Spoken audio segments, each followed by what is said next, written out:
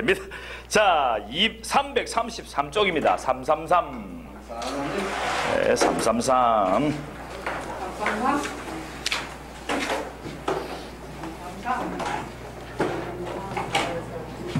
자, 성경은, 자, 우리 맨 처음에 신약 성경은 복음서가 있고요. 그죠? 그리고 사도행전이 있었습니다. 그렇죠? 방금까지 우리 공부했습니다. 복음서 몇 권이죠? 4권. 자, 사도행전은? 1권. 우와. 자, 몇 권 합하면? 5권. 그럼 신약 전부 몇 권이죠? 27권. 27권. 몇 권 남았습니까? 22권. 22권을 지금 2시간 안에 끝내야 됩니다. 그 중에서 서신서가 있습니다. 네. 그 다음에 마지막으로 하나짜리 계시록, 요한계시록이 있습니다. 계시록은 하나짜리라 그랬죠. 하나. 그럼 몇 개 남았습니까? 21개. 와, 21개. 21, 22, 23, 4개 합하면 전부 27개 되네요. 그죠? 예. 이렇게 남은 것이 오늘 22권을 지금 달려가도록 하겠습니다. 네. 자, 수고 많으시겠습니다. 숨 마음껏 쉬도록 해드릴게요. 자, 그래서 신약 성경의 양대 산맥으로 복음서와 서신서를 말씀을 했죠. 그래서 보니까 1번 복음서가 있고 2번 서신서가 있습니다. 자, 그 중에서 복음서에는 이 땅에 예언대로 오신 예수 그리스도 줄거 놓으시면 되겠고요. 맨 밑에 참인간으로 오신, 가르치신, 전파하심, 치료하신, 그래서 전도, 교육, 치유, 속죄 이렇게 써놓으시면 되겠습니다. 사중사역이죠. 결국에는 속죄로 이 모든 것을 이루시기 위해서 전도, 교육, 치유, 치료, 속죄 사역을 주님이 하셨죠. 그래서 이제 그 놀라운 구원의 역사를 서신서 맨 첫 줄 끝에 가니까 이런 표시 있죠. 요렇게 보입니까? 요렇게 표시 있죠? 요거요. 333 둘째 서신서 맨 끝에 구원 역사를 어떻게 하고요? 해석하고, 또 그 다음에 뭐하고? 적용하고, 그 다음에 체계화시킨다. 그렇게 해놓은 것이 뭐라고요? 서신서다, 편지다. 이렇게 지금 잘 해놓았습니다. 그러니까 이제는 예수님의 그 전도하시고 교육하시고 치료하시고 치유하시고 속죄하신 그 십자가의 복음을 어떻게 적용하고 해석해 놓았는지, 또 어떻게 체계화시켜서 교회와 성도 각 개인에게 구체적으로 적용하도록 돕는지 서신서로 들어가 봅시다. 그래서 복음서와 서신서의 관계는 세 번째 서술 방식만 우리가 참고하면 되겠습니다. 서술 방식은, 복음서는 뭡니까? 역사적이고 전기적이고 설화체다. 설화체는 주로 이야기다, 그런 말입니다. 그 다음 옆에 보니까 서신서는 어떻다? 교리적이다. 좀 딱딱하겠죠? 또 해석적이다. 그러니까 딱딱한 교훈체, 강화체다 하는 것을 우리가 명심하고 서신서로 들어가면 되겠습니다. 그 뒤에 들어가면 드디어 바울 서신의 핵심 사항이 나옵니다. 주요 교리들이 나오는데요. 자, 이 연대는 먼저 쓴 연대가 아닙니다. 성경의 순서니까 로마, 고린도 전후, 갈라디아, 에필골, 살후, 딤후딧, 몬까지 바울 서신 13권을 지금 정리해 놨습니다. 자, 기록 동기 한번 봅시다. 로마서 맨 첫 줄에 기록 동기, 복음의 본질, 그 다음에 두 번째 끝에 있는 복음의 능력, 이 두 줄만 끌어오시고요. 주요 교리는 복음과 구원. 서신의 영향 보면 어거스틴이나 칼빈, 특히 마르틴 루터는 로마서 강해를 준비하면서 중생을 체험했답니다. 그만큼 이 로마서는 많은 이 신학자들과 또 목회자들에게 영감을 주는 그런 성경이 되겠습니다. 왜냐하면 복음의 본질, 복음의 능력이 거기에 있기 때문입니다. 두 번째 고린도전서, 결혼 문제, 제사 음식, 공적 예배, 마지막 맨 밑에 줄 부활. 주요 교리는 교회 은사론, 흔히 사랑의 손가락 불리는 13장. 자, 고린도후서 넘어갑니다. 고린도후서 변론, 두 번째 줄 가운데 변론. 그가 가르친 복음을 거짓 선생들로부터 지키기 위해서 이 고린도후서를 썼답니다. 그 다음에 갈라디아서, 도덕적 무절제 방탕을 피하고 그리스도인으로서는 그리스도 안에서 사는 자유를 동그라미 크게 치놓으시기 바랍니다. 존 웨슬레는 갈라디아에 실린 한 편의 설교로 마음의 평화를 얻었다. 에베소서, 교회를 세우신 목표, 하나님의 영원한 목표와 목적과 은혜, 교회론. 그 다음에 빌립보서입니다. 에바브로디도를 칭찬, 관용, 협력, 겸손, 죽기까지 충성하라 격려. 서신의 절정은 우리가 다 아는 것과 같이 너희도 기뻐하고 나와 함께 기뻐하라. 골로새서, 물질과 정신의 이원론과 관련된 거짓 가르침을 반박하고 예수 그리스도의 완전하심을 강조하는 기독론.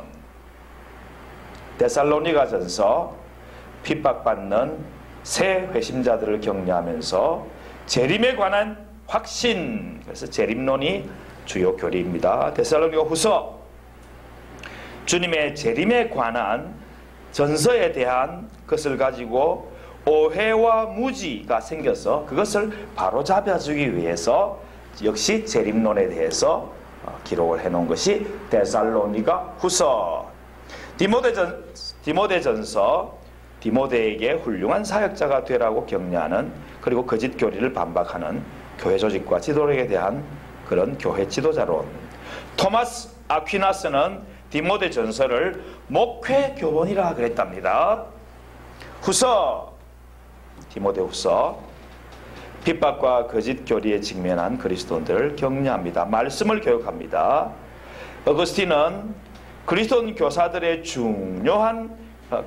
중요함에 대해서 이렇게 가르쳤다고 합니다. 디도서, 교회 지도자들에게 교훈하기 위해서 디도에게 지도자로서의 그런 목회론을 가르쳤습니다. 마지막으로 빌레몬서, 달하는 종 오네시모와 예수 믿는 주인 빌레몬을 서로 화해시키기 위해서. 자, 마지막에 서신의 영향, 아브라함 링컨, 자, 미국의 대통령이죠. 이 서신을 읽고 감동을 받아서 노예 해방에 성공하였다고 합니다.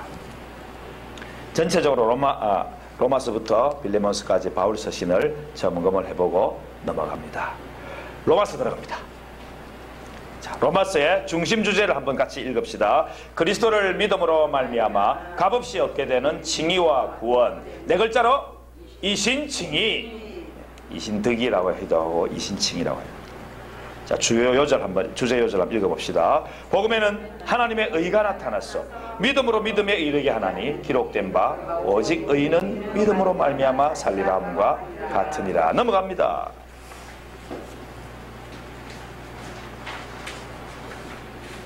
(336쪽에) 2번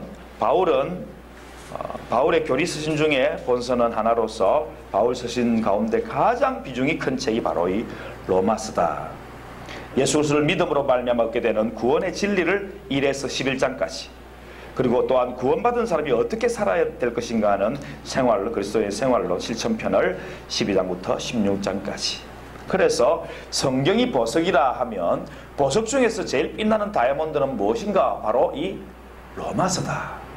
성경의 다이아몬드가 뭐라고요? 로마서다.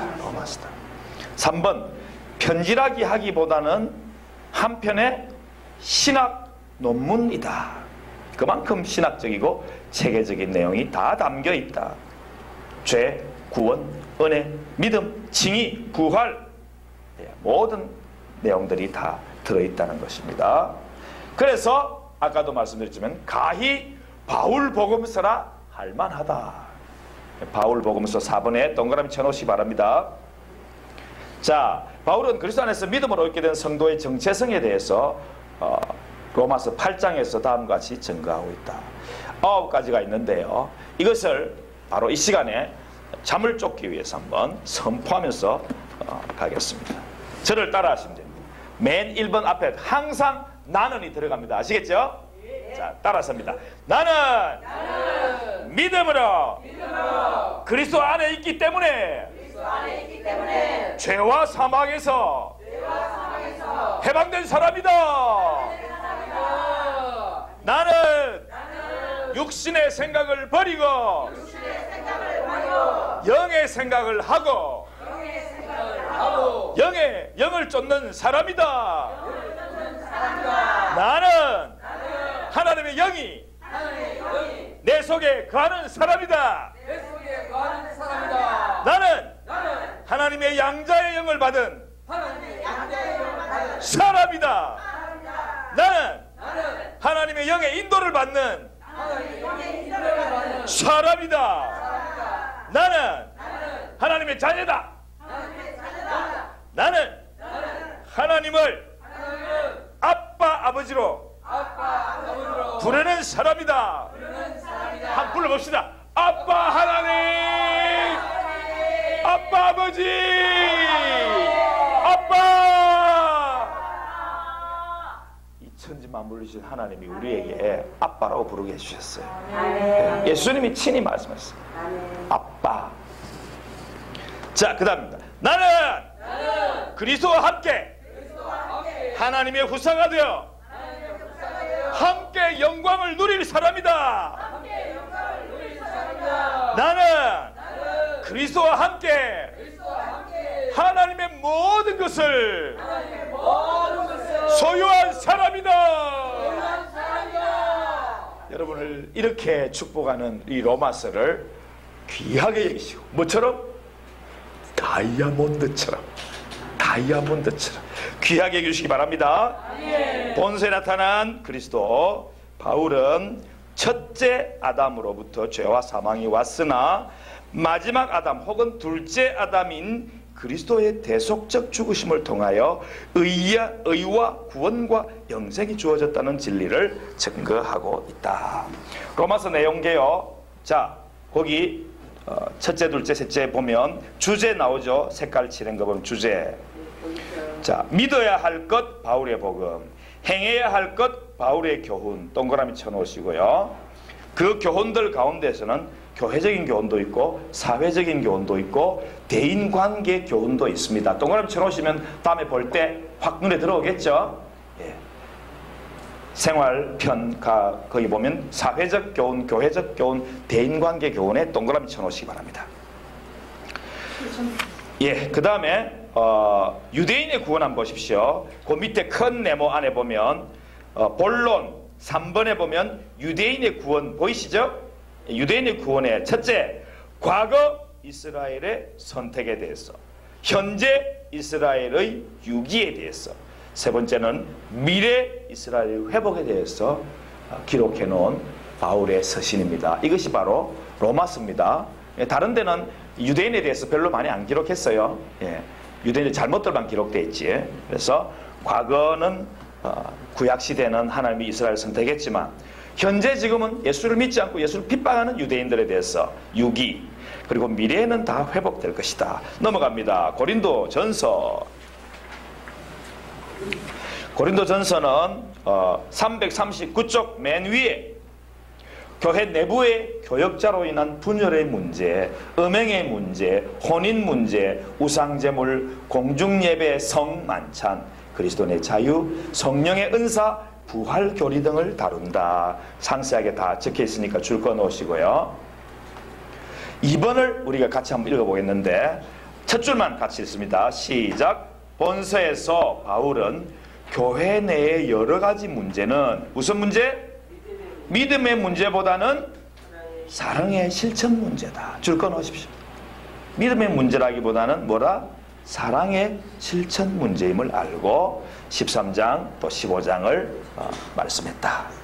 4번 사랑장 13장 맨 밑에 셋째 줄에 꺼놓으시고 구활장 15장 줄 꺼놓으시고 본서에 나타난 그리스도 내가 그리스도를 본받는 자 된 것 같이 너희는 나를 본받는 자. 줄 끊어시 맨 성경 구절요.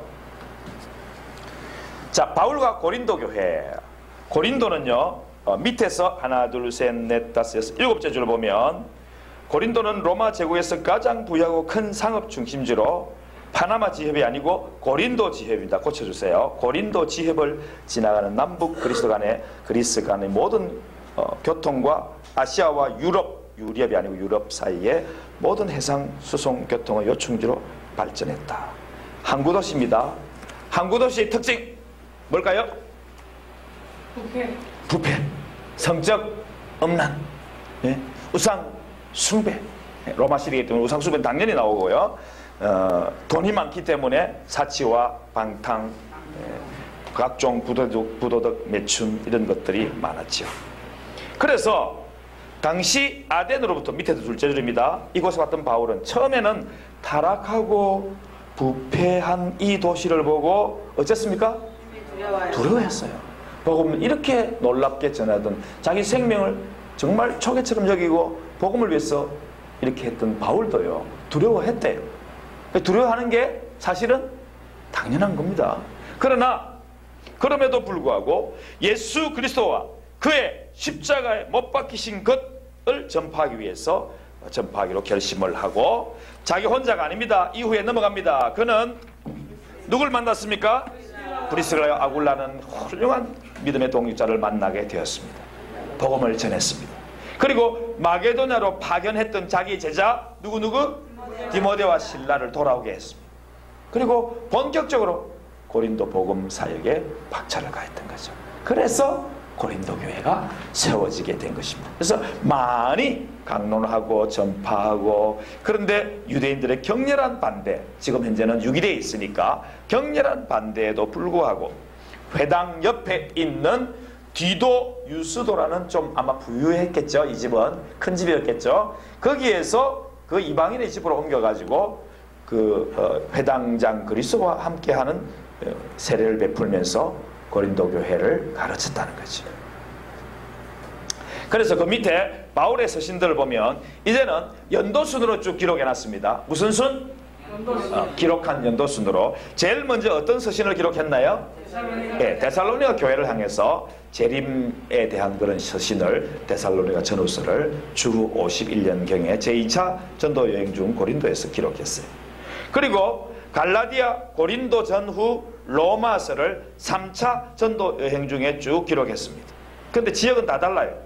에베소, 마게도냐, 안디옥, 고린도 따로따로 이렇게 전도 중에 기록을 했다고 합니다. 그 다음에 골로새, 에베소, 빌립보, 빌레몬 이 7, 8, 9, 10 4개의 성경은 어디서 기록했다고요? 로마 옥중에서. 그래서 이 4개의 서신을 뭐라고 한다고요?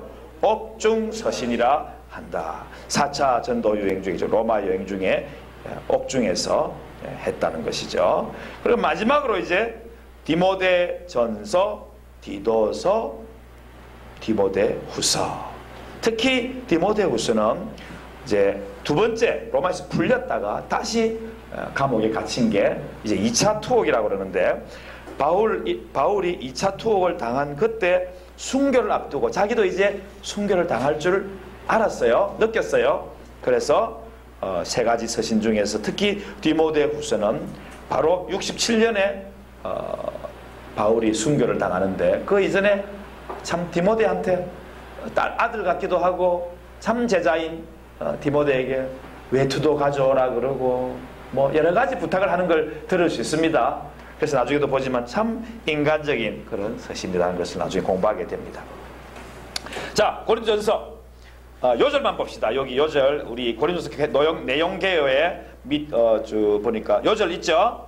시작! 오직 부르심을 입은 자들에게는 유대인이나 헬라인이나 그리스도는 하나님의 능력이요 하나님의 지혜니라 넘어갑니다. 고린도 전서 12장에 나타난 성령의 은사.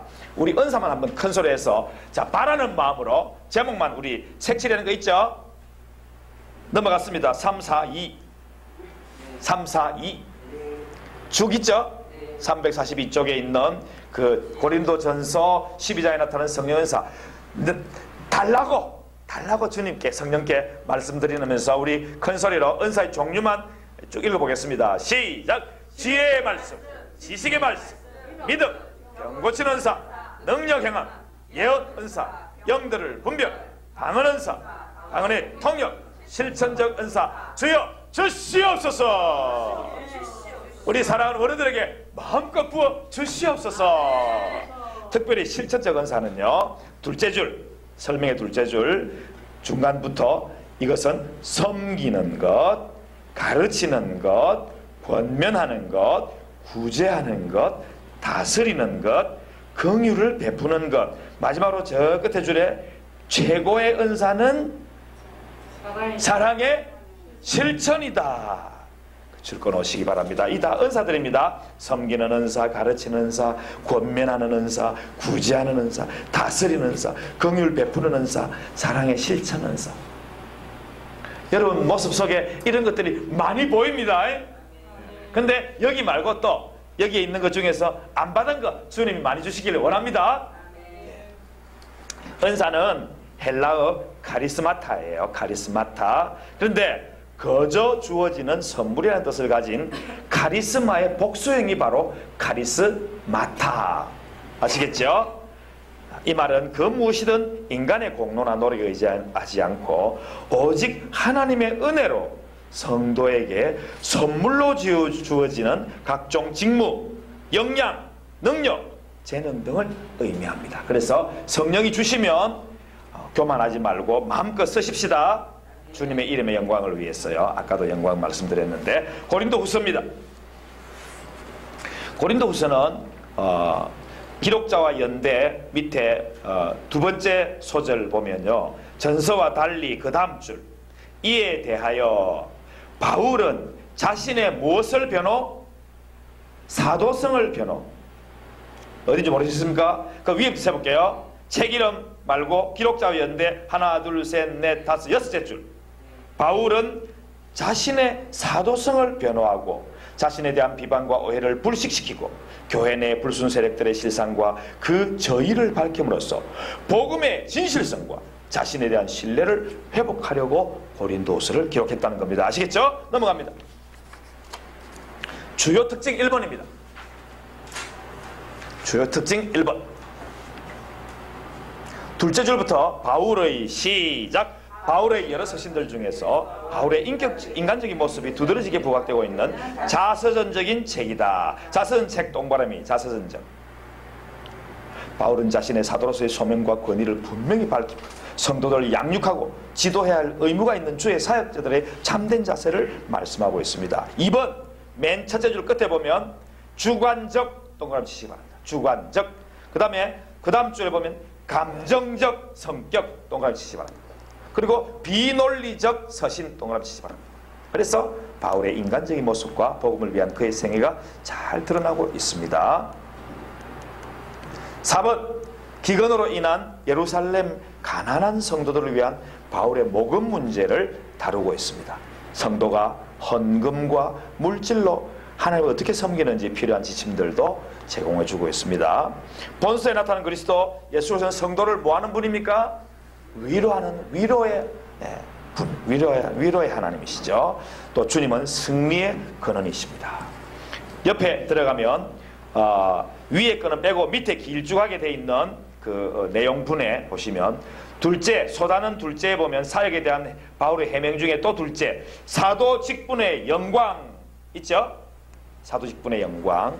거기에 또 옆에 보면 작은 동그라미 1, 동그라미 1, 2, 3 해가지고 질그릇과 법의 겉사람과 속사람, 땅의 장막과 하늘의 집 줄 딱 끊으시기 바랍니다. 우리는 질그릇 같지만 우리 속에 뭐가 있습니까? 예수 그리스도라는 보배가 계셔요. 우리 속에.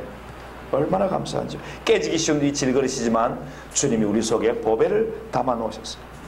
우리 겉사람은 후패 하나, 속사람은 날로 새롭습니다. 새롭습니다. 땅의 장막은 언젠가는 없어지겠죠. 이 땅에서는 우리가 호흡이 다 한 날이 있겠죠. 그러나 하늘에 우리의 집이 있어요. 주님이 만들어주신 집이죠. 그리고 사도권에 대한 변호 4번, 밑에 4번 보면 또 4번의 둘째 번 사도권에 대한 변호 또 있죠. 거기에 바울의 계시하는 거 세 번째 있습니다. 바울의 계시. 바울의 계시 줄 거 넣고, 바울은 여러분 어디에 끌려 올라갔어요? 삼층천. 옛날 성경에는 삼층천, 요즘 성경에는 셋째 하늘. 똑같은 말입니다. 예. 셋째 하늘에 이끌려갔다고 그랬어요. 거기를 또 다른 구절, 그 밑에 다음 구절을 보면 낙원이라고 그랬어요. 바울이 낙원에 갔다 그랬어요. 그런데 자기가 자만하지 않도록 하나님이 육체에 뭘 줬다? 가시를 줬다. 가시를 줬어요.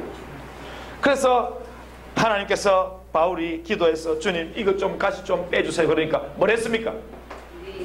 내 은혜가 내게 족하도다. 누구 은혜가? 하나님의 은혜가 누구에게? 바울 너에게, 육체에 가시가 있는 너에게 족하다, 이렇게 말씀했습니다. 그래서 하나님 말씀이 이는 내 능력이 네 약한 데서 온전하여짐이라. 우리가 약해지면요 주님의 온전한 능력이 나타나서 주님의 영광이 드러난다는 말씀입니다. 넘어갑니다. 갈라디아서입니다. 막 넘어갑니다. 갈라디아서, 바울과 갈라디아 교회 4번이죠. 346쪽 밑에서 8째 줄.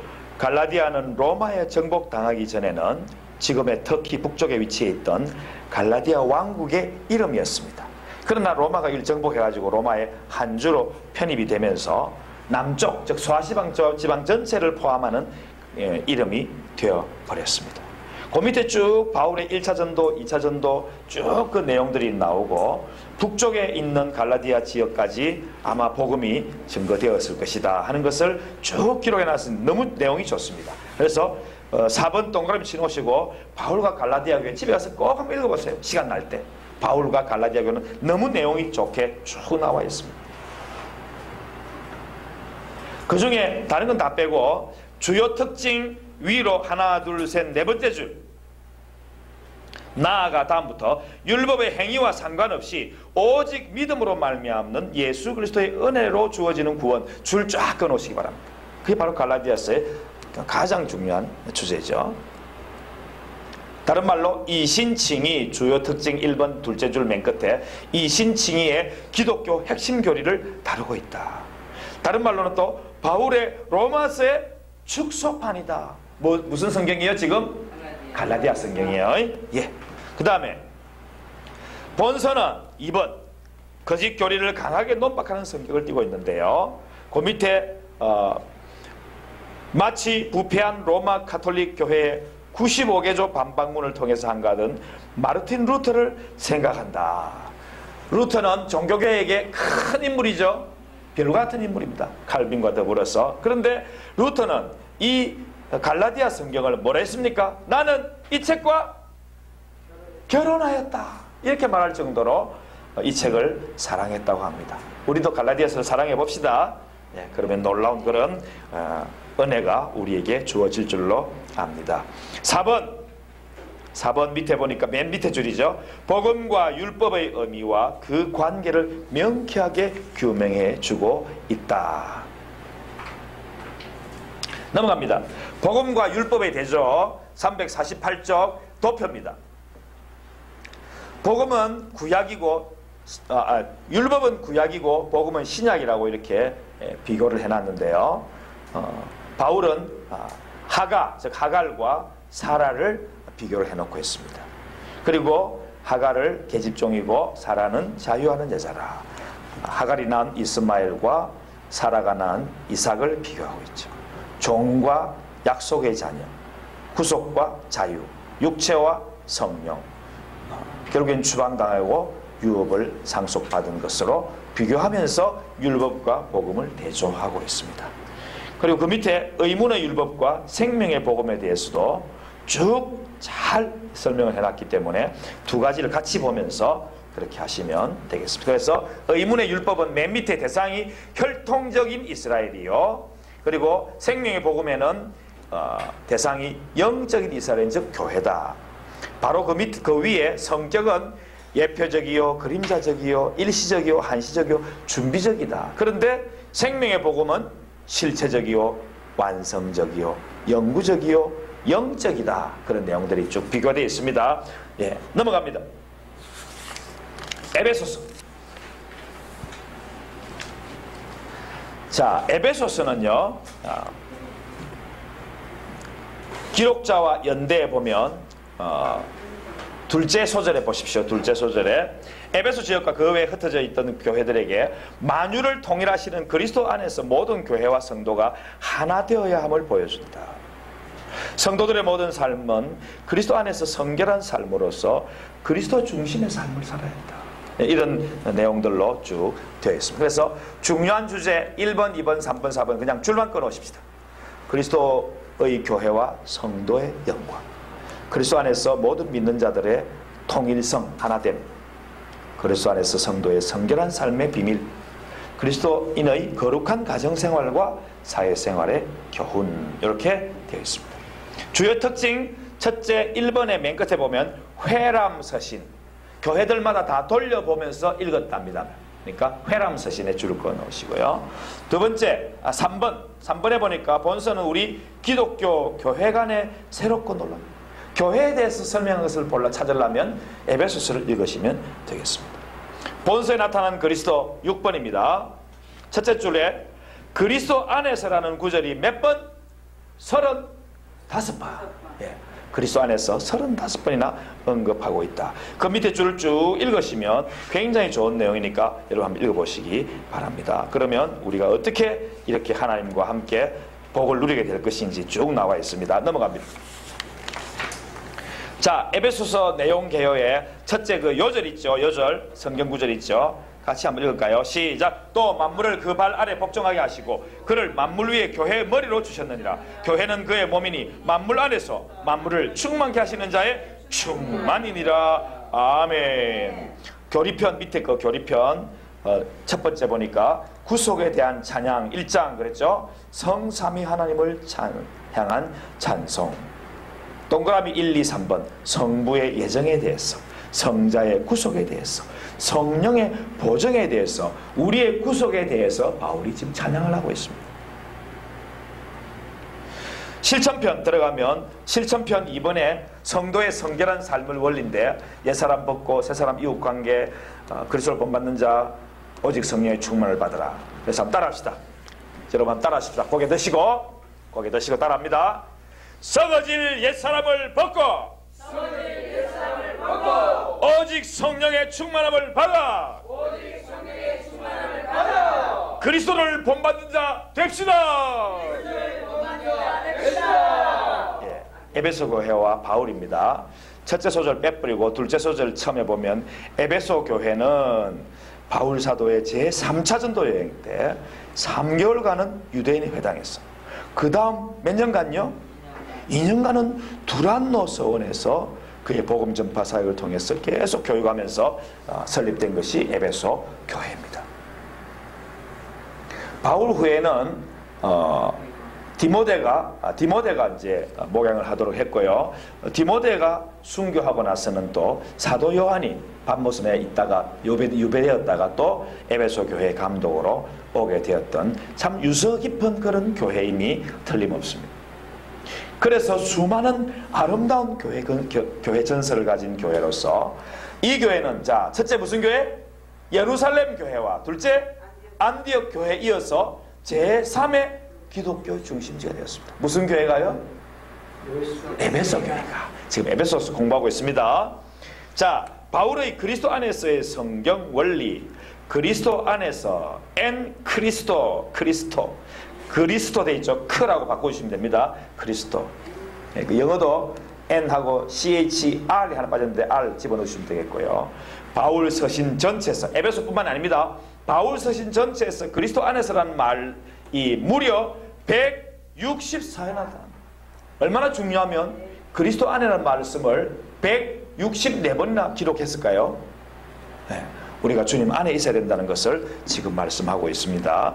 그것은 그의 깊은 신앙의 체험을 바탕하고 있는데 하나 둘 셋 넷 다섯째 줄 이것은 바울의 그리스도와의 신비적인 연합을 말한다. 우리 개인은요, 한번 고개 들어보세요. 여러분 각자는요 주님 안에서 신비롭게 연합되어 있는데 각자가 또 특별히 다 다르게 주님은 그렇게 연결해 놓으셨어요. 그래서 우리가 서로를 도울 수 있는 거예요. 네. 만약에 다 똑같으면 도울 필요가 없죠. 근데 다 달라. 그래서 주님께서는 교회 공동체가 다 지체라 그랬지, 다 머리라 안 그랬고, 다 각각 다 지체여서 힘센 사람은 힘센 사람들도 필요하고, 머리 좋은 사람들은 필요하고, 가슴이 뜨거운 사람은 가슴이 뜨거운 사람도 필요하고요. 날쌘 사람은 날쌘 사람도 필요하고, 느릿한 사람은 느릿한 사람도 다 필요해요. 주님은 그렇게 우리를 지체로 만나게 해주셨어요. 그래서 우리는 여러분 각 교회 돌아가면 주님의 놀라운 말씀들을 계속 들으시겠지만 또 이곳에서는 뭡니까? 치유의 복음으로 또 하나가 되는 거예요. 그래서 주님의 은혜는 막 계속해서 우리에게 부어지는 것이다 하는 것을 그리스도와의 신비적인 우리 각 개인의 연합이다. 넘어갑니다. 빌립보서도 감옥에서 지었습니다. 옥중 서신입니다. 한마디로 기쁨의 서신이죠. 예. 자, 빌립보에 대해서 제가 잠깐만 설명을 하고 넘어가겠습니다. 빌립보는 여러분 잘 아시는 알렉산더라는 대왕이 있었죠. 알렉산더는 너무나 멋지고 유명한 대왕인데, 물론 뭐 정복을 당하는 나라들은 안 좋았겠지만 그 알렉산더의 아버지가 바로 빌립입니다. 누구의 아버지? 알렉산더의 대왕의, 이 사람은 대왕입니다. 마그누스라 그랬어요. 대왕님이시여. 이 알렉산더의 아버지가 바로 필리페 혹은 빌립이라고 그럽시다. 빌립. 근데 이 빌립 왕도요, 마케도니아 왕이었는데 굉장히 좀 뭘 좋아할까요? 전쟁을 좋아하는 왕이었어요. 그 아버지의 그 아들이라고 알렉산더는요 20살 때 왕이 됐는데 그때부터 33살인가 4살인가 죽을 때까지 자기 집에 안 있었어요. 네. 처음에는 그리스와 전쟁하고요, 그 다음에는 페르시아와 전쟁하고요, 그 다음에 바벨론과 전쟁하고, 그 다음에 애굽하고도 전쟁하고요, 또 물론 뭐 조그만 나라들 다 전쟁하고요, 두로, 시돈 막 이런 것도 그런 것도 막 완전히 게임이 안 됐어요. 근데 어떨 때는요 두로 시돈이라는 나라가 이렇게 이 예루살렘 여기 있으면요 이 정도 있는데, 여기 멸망 딱 시키니까 다 도망가 버렸어. 섬에 딱 들어가고 새 두로를 딱 성을 만드는 거. 요거 안 되겠다 그래가지고 이들을 멸망시키는데, 이 옛성, 이 두로성에서 그 돌들을 다 들게 해가지고, 노예가 워낙 많으니까 여기까지 다 이거 몰랐겠어요. 다리를 놔버렸죠, 한마디로. 제방을 쏴버린 거예요. 그래 들어가가지고 자기 말 안 듣고 그냥 항복 안 했다고 몽땅 다 그냥 멸망시켜버렸습니다. 이것이 성경의 예언에 나옵니다. 이사야 예언에도 나오고요, 그 선지서의 예언에도 나오고요. 예언 그대로 알렉산더에 의해서 멸망하는 모습을 보게 됩니다. 두로와 시돈이요. 그래서 우리는 정말 그 말씀의 위대함을 깨달아야 되겠습니다. 알렉산더가 누나가 있었습니다. 누나 이름이 뭐냐면, 우리 첫째 썼다던 성경 데살로니가죠. 데살로니키라는 그런 누나가 있었어요. 근데 이 누나하고 결혼한 빌립이 이렇게 데살로니키 자기 딸하고 결혼시킨 게 빌립의 양자를 하나 뒀어요. 양자 카산더. 그래서 카산더가 이 데살로니가라는 그런 곳을 만들었어요. 누구 때문에? 자기 아내 때문에. 데살로니키라는 자기 아내 때문에 데살로니가라는 도시를 만들었어요. 아내에게 주기 위해서. 그래서 그 도시에 많은 그 그리스 사람들이 가서 살게 되고, 이런 그 역사들이 있는 그런 빌립보 또 데살로니키라는 그 빌립의 딸, 그리고 그 양자 카산더, 또 대단한 빌립의 아들 알렉산더 대왕, 이 역사 가운데에서 이 도시들이 건설이 됐는데, 그때 예수님이 오시게 되는데, 이런 것들을 다 건설해가지고 사람들이 많이 살고 있는데, 여기에 바울이 로마 시대에 복음을 전하러 하나 가게 된 거예요. 그러니까 역사의 주관자는 누구시다? 우리 하나님이시다. 그것을 우리가 소선지서 예언들을 통해서도 보게 되었고, 우리는 살펴보지 못했지만 이 신구약 중간사에 나오는 그런 역사 속에 페르시아, 바벨론, 또 뭐 이런 여러 제국들의 흥망성쇠를 통해서 그리스, 헬라 제국, 또 로마 제국이 나타나면서 그때 드디어 예수님이 다 나타난 거죠. 근데 이것을 누가 봤습니까? 우리가 살펴봤지만 다니엘이 꿈을 다니엘이 아니라 느부갓네살이 꿈을 꿨죠. 신상을 봤죠. 예, 이렇게 다리가 있고 이렇게 돼 있습니다. 뭐 사람의 상이 이제 신상인데, 머리는 황금이에요. 머리는 누구다? 느부갓네살 왕이요. 꿈꾼 느부갓네살 왕입니다. 제일 화려해, 대단해, 바벨론 제국이. 그리고 팔과 이 몸통은 은이었습니다. 빛나는 은이었습니다.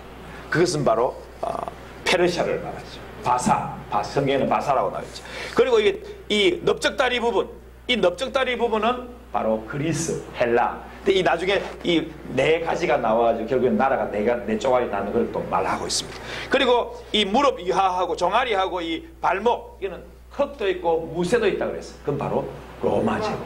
이 로마 제국은 강하게 엄청 강했다고 했습니다. 이 예언 그대로 주님이 이 역사를 주관했다. 다니엘에서 나타났는데요. 예언대로. 그런데 하늘에서 뭐가 하나 날라왔어요. 뭐가 날라왔습니까? 돌이 날라왔어. 돌이 날라왔어. 이걸 다 깨버렸어. 결국에는 이것이 흩어지게 되고 제처럼 다 날아가 버렸어. 역사 속에 다 날아가 버렸어. 그리고 이 돌로 쌓인 이 나라는 영원한 나라인데, 예, 돌로 쌓인 이 나라는 영원한 나라인데 바로 교회를 상징하는, 예, 주의 복음을 상징하는, 하나님 나라를 상징하는 그 예언을 다니엘이 보여주고 있습니다. 그래서 이 빌립보라는 도시는 필립 왕이 자기 이름으로 세운 그런 도시다 하는 것을 우리가 살펴보면 되겠습니다. 그리고 주요 특징, 옥중 서신을 두 가지로 나눈다면 355쪽입니다. 공적 서신과 사적 서신으로 나눌 수 있는데, 공적 서신은 에베소와 골로새, 에베소는 교회론, 골로새는 기독론, 이런 교리 서신이고요. 사적 서신은 빌립보와 빌레몬서가 있는데, 이것은 윤리적인 서신이고 바울의 그런 경건한 생활 태도, 신앙 태도를 볼 수 있다. 앞에 에베소와 골로새는 교리 서신으로 바울의 깊은 신학 사상이 나타나 있다.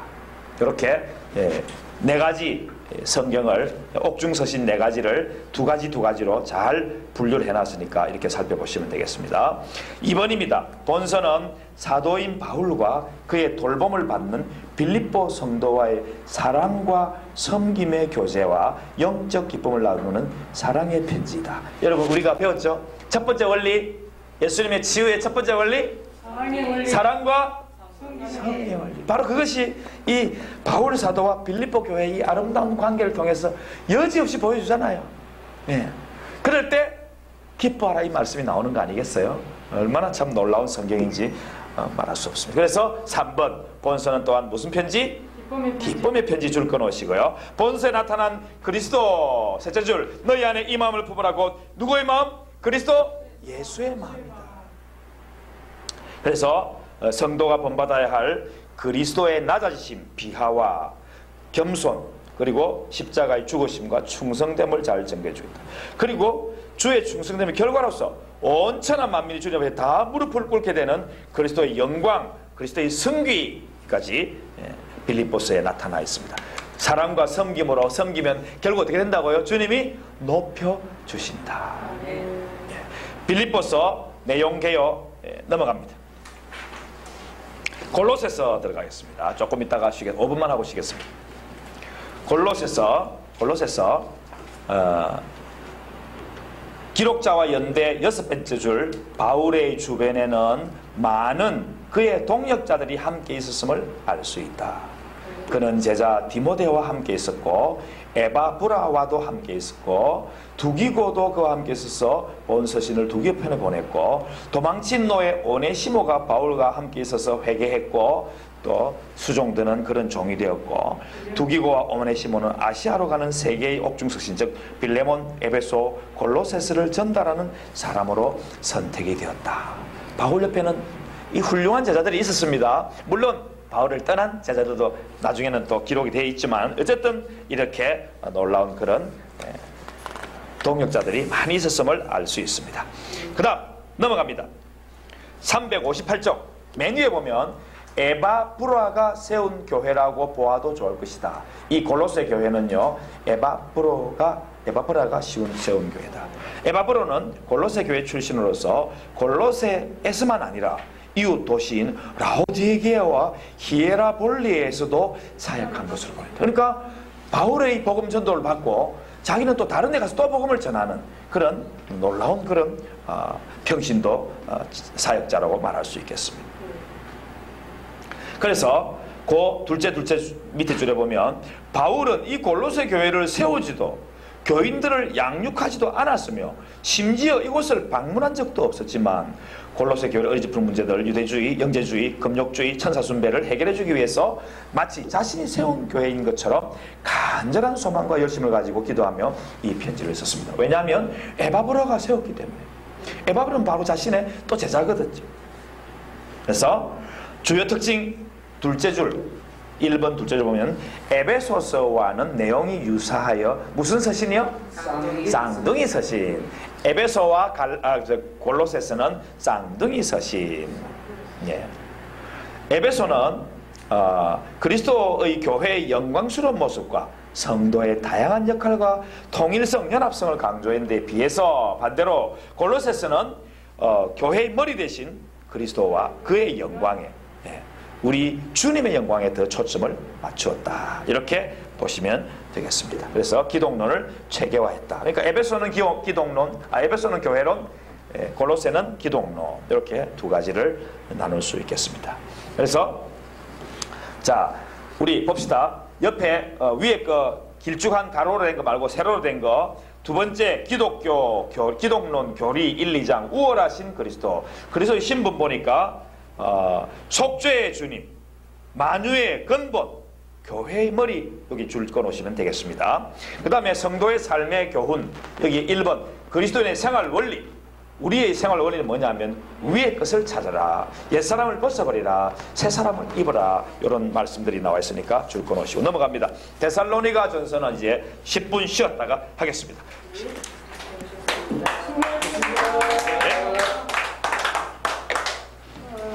쭉 진도 나갑니다. 피곤해도 막 달릴 거니까 어쨌든